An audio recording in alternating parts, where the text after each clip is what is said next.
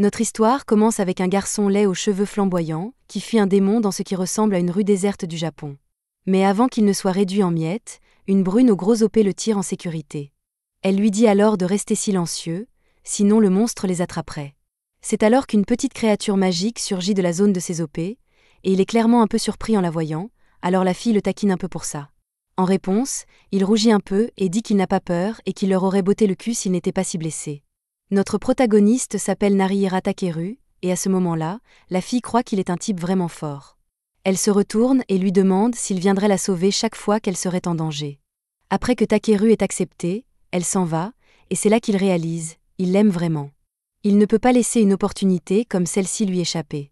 Notre garçon la ramène alors par la main, le visage rougi, et lui avoue qu'elle est son crush. À ce moment-là, il revient à la réalité. En fait, ce n'était qu'un de ses fantasmes oniriques. En réalité, notre garçon a été tabassé et attaché à un poteau par un gang de motards notoires. Il n'est même pas préoccupé par le fait d'être ligoté, il exprime plutôt sa frustration que c'est la 999e fois qu'il rêve de cette belle fille, mais qu'il n'a jamais eu la chance de l'embrasser. Les brutes se moquent de lui, disant qu'il est si seul que la seule façon dont il peut tomber amoureux, c'est dans ses rêves.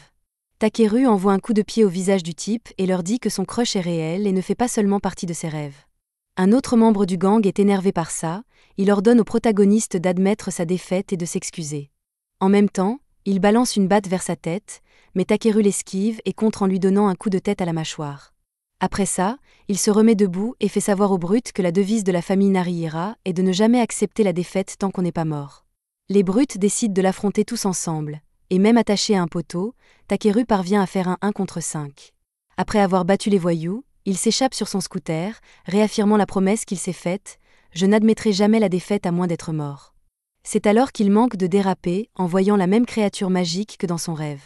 Il décide de la poursuivre à haute vitesse, mais il lève les yeux et voit qu'il est sur le point de rencontrer Truck-kun.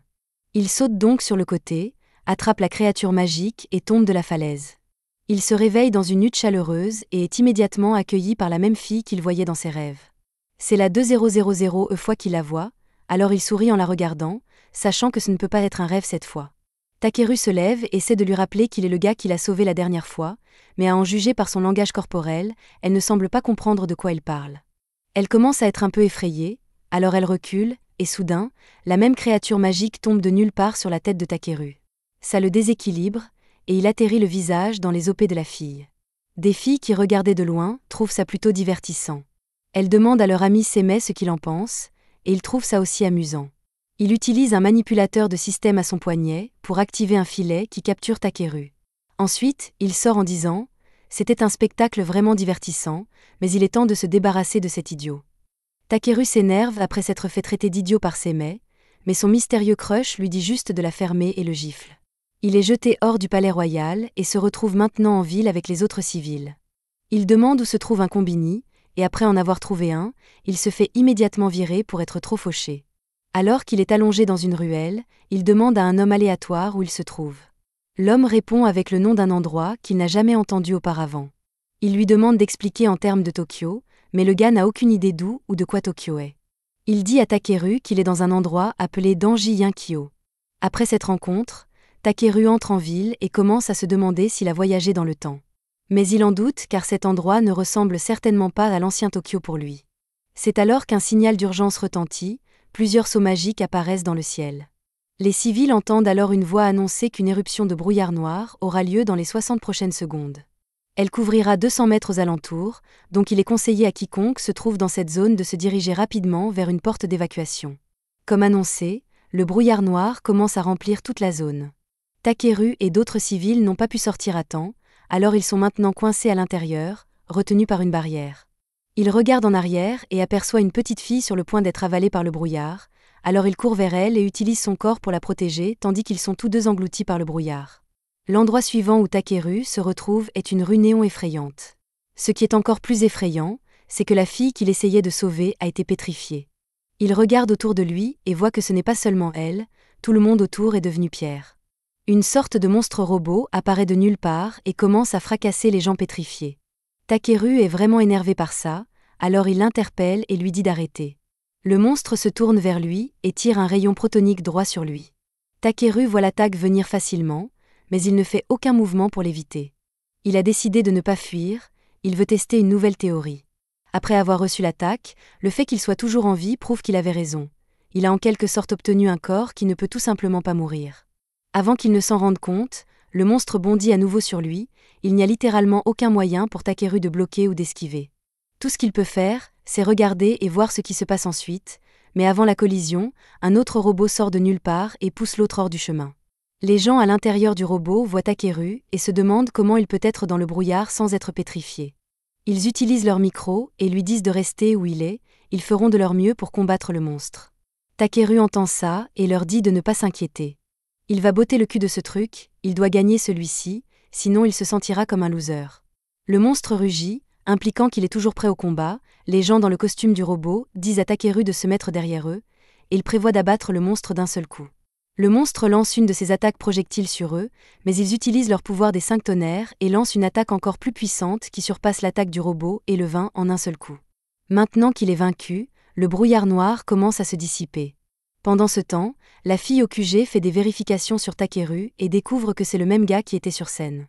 Plus tard dans la journée, Takeru est assis seul, repensant à ce qu'il vient de vivre. C'est alors Katsunaga et Yora s'approchent de lui et lui demandent comment il va. Rien qu'en entendant leur voix, Takeru les reconnaît instantanément. C'était eux qui pilotaient le robot.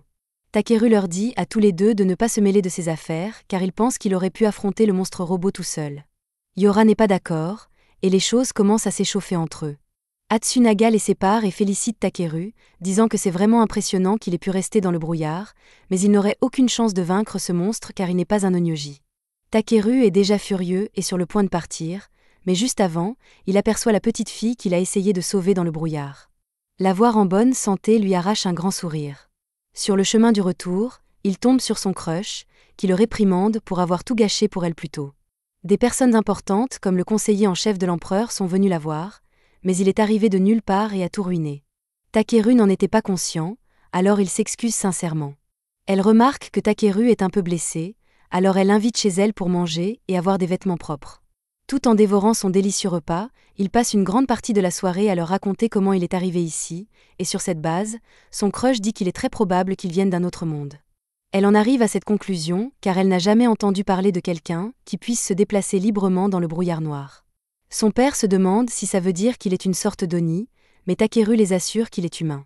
Takeru ne sait même pas ce que sont ces monstres Oni, alors le vieil homme décide de lui faire un petit récapitulatif de ce qui se passe dans ce monde.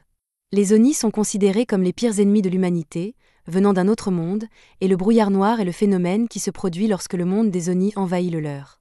Takeru entend ça et réalise que ce monde est vraiment dangereux. Son crush suppose que ça veut dire qu'il veut retourner dans son monde, mais Takeru n'est pas sûr de vouloir partir tout de suite car il vient enfin de la rencontrer. La mère de son crush dit qu'un onyoji saurait sûrement comment le renvoyer dans son monde. Les onyoji sont enloués dans ce monde car ils sont la seule raison pour laquelle la ville tient encore. Ils protègent les civils en contrôlant ces robots géants appelés Shikagami, et celui qui est en charge des Shikagami est un gars nommé Abe no Seme. Plus tard à minuit, Takeru se réveille et voit son crush faire une sorte de ballet. Il reste pour regarder, et une fois qu'elle a fini, il la complimente en disant qu'elle est vraiment douée avec ses pieds. Elle lui demande alors s'ils se sont déjà rencontrés. Takeru confirme, disant qu'ils se sont rencontrés plusieurs fois, et à chaque fois, il lui a toujours promis qu'il deviendrait plus fort pour la protéger. Elle trouve ça plutôt mignon, alors elle accepte de lui donner son nom et se présente comme Tsukimiya. Le lendemain dans le village, Takeru passe par là quand il voit une foule rassemblée devant lui, alors il va voir. Il voit Tsukimiya à genoux, devant le messager du conseiller en chef. Il la réprimande parce que Takeru est arrivé de nulle part et a interrompu le spectacle. Maintenant, le conseiller en chef est vraiment en colère car ça a montré un manque de respect envers le rituel du pandémonium centennal. Pendant qu'elle se fait crier dessus, elle ne fait que baisser les yeux, honteuse. Le messager s'en va, lui disant que le conseiller veut qu'elle vienne au palais impérial s'excuser en personne. Avant que le messager ne parte, Takeru s'approche de lui et dit que Tsukimiya ne devrait pas être blâmé pour son intrusion. La chose suivante qui arrive, c'est qu'il est mis dans une cage de contraintes magiques par le gars qu'il a rencontré plus tôt. Ensuite, lui et le conseiller sortent tandis que Takeru reste là, au sol. En montant dans la voiture, l'ami de Seme sent que le brouillard noir va arriver. Tout le village est plongé dans le chaos, ils n'ont que 20 secondes pour sortir de la zone. Heureusement, leur voiture réussit à temps, mais malheureusement, celle de Tsukimiya est piégée. Takeru voit que Tsukimiya est en danger à cause du brouillard noir, alors il se précipite sans plan. Il est déterminé à tenir sa promesse de toujours la protéger, quel qu'en soit le prix. Takeru entre et voit les Onyoji combattre le démon, mais il ne veut pas se distraire, il est là pour sauver Tsukimiya. L'équipe des Onyoji semble avoir du mal contre ce démon. Il a quelques tours dans son sac qu'il utilise pour infliger un coup dévastateur au robot des Onyoji. Kazura observe depuis son QG et voit que le robot a subi beaucoup de dégâts et ne tiendra plus longtemps. Alors que tout espoir semble perdu, Takeru saute en l'air et frappe le monstre avec un bâton. En retombant, il commence à sentir de l'énergie le remplir. Il pourrait vraiment y arriver, mais le monstre l'arrête net en l'attrapant simplement, en serrant son corps et en le jetant sur le côté. Tout ce qu'il reste à Takeru, ce sont de nombreux os brisés et un battement de cœur faible. Mais c'est là que quelque chose d'étrange se produit. Son os de doigt se répare tout seul, Seme voit ça et est incrédule. Les os de Takeru se sont en quelque sorte réparés, alors il se relève, déterminé à vaincre ce monstre, même si ça signifie se sacrifier dans le processus. Le monstre lui lance une attaque, et Takeru l'affronte de front, et alors que son corps entre en contact, il se transforme instantanément en Onyoji et obtient sa propre armure robotique cool. À ce stade, Takeru est certain qu'il est venu dans ce monde précisément pour ce moment, alors il ne peut pas se permettre de décevoir les dieux maintenant, il doit protéger Tsukimiya. Il bondit en l'air et utilise un seul coup pour vaincre le monstre. Kazura et tout le monde au QG n'en croient pas leurs yeux. Seme sourit, Takeru semble avoir piqué son intérêt. Takeru se précipite vers Tsukimiya et est soulagé de la voir intacte. Mais il a oublié de détruire le noyau sous elle, alors elle est instantanément écrasée sous ses yeux. Takeru est sans voix, tout ce travail pour rien. Pour empirer les choses, le monstre sort de derrière et le transperce la poitrine. Sa vie commence lentement à s'éteindre, mais il n'est pas prêt à accepter une fin aussi pathétique. Dans la scène suivante, il se réveille dans la même situation que lorsqu'il est entré pour la première fois dans la hutte avec Tsukimiya. C'était la fin de l'épisode 1. Abonnez-vous pour ne pas manquer la suite.